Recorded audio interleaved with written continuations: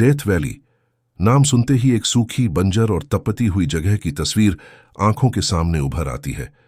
California और Nevada की सीमाओं के बीच स्थित यह दुनिया की सबसे गर्म जगहों में से एक है।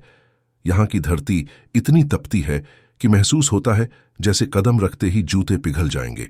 लेकिन इस मौत की घाटी में भी जीवन की कई कहानियां छुपी हैं।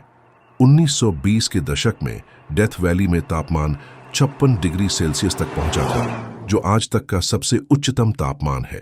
यहाँ की जमीन सूखी और फटी हुई है, जैसे प्रकृति ने अपनी हिम्मत हार दी हो। पर फिर भी यह जगह एक अद्भुत आकर्षण रखती है।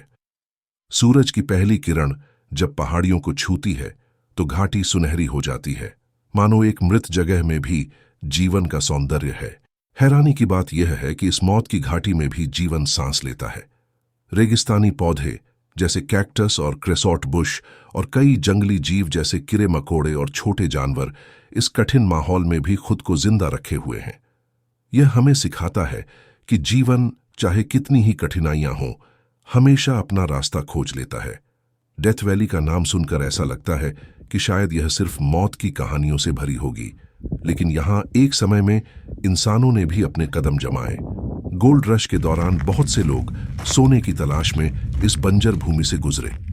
कई लोग रास्ता भटक गए, पानी और भोजन की कमी से दम तोड़ दिया, लेकिन उनकी कहानियों ने इस जगह को एक गहरी मानवीय भावना से जोड़ दिया। उनकी उम्मीद, संघर्ष और सपने इस तपती घाटी के हर कोने में छुपे हुए। डेथ वैली सिर्फ एक रेगिस्तान नहीं है, यह जीवन और मृत्यु के बीच का वह महीन धागा है जो हमें सिखाता है कि कठिनाइयों के बावजूद हमें संघर्ष करना चाहिए। यहाँ की शांति और विस्तृत आकाश जीवन की नश्वरता और उसकी खूबसूरती का एहसास कराते हैं। यह घाटी हमें याद दिलाती है कि जीवन में मुश्किलें जरूर आती हैं, लेकिन अगर रेगिस्तान में भी जीवन पनप सकता है तो हम भी अपनी चुनौतियों का सामना कर सकते हैं।